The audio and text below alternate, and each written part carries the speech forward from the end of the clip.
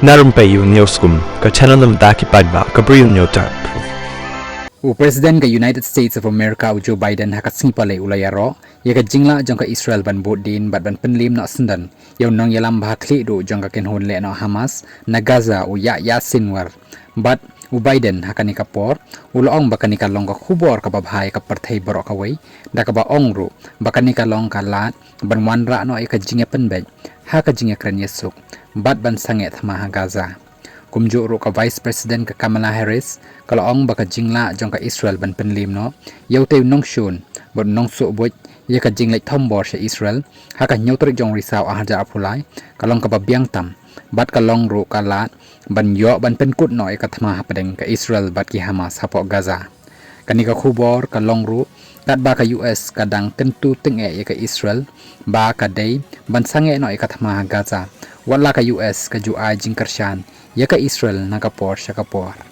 Kumta hakati kasing Biden, uloong baka jingyap jong tayo nang yalam ka Hamas, ubalong unong suboy, ya ka jinglay tombor kile no Hamas siya Israel, nado ka bastang jong kanikatma,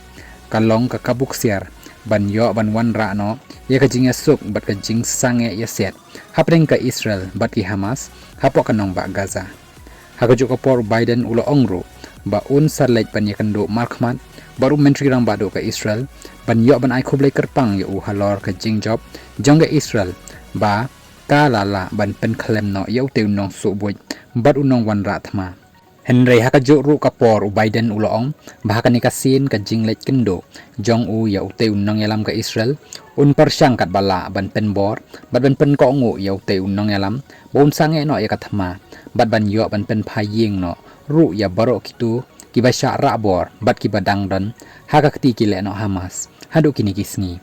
ka United States sakik niat singi balalej kadang dep maham ya ka Israel balada ka Israel ka pen slem ban island bat pen poy ya ka jingyarap sya kipai ba nong syong shinong ka Gaza ka Israel ro kala bando no asndan ya ki jingyarap kiba ka US kala temu ban pha sya Israel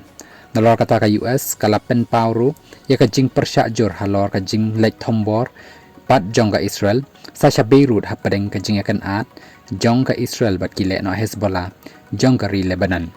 shu ru laong baka Israel kadang pen up bakan lej ban kuput saya ka Iran halor ka jing lej tombor jong ka Iran ya ka Israel hakini ki kindiat tayo balalej haka ba Biden ula kentui ka Israel bakambit pat ban terbom ni ter namding syakito ki benta badan ki jaka bo tier nuklear jong ka Iran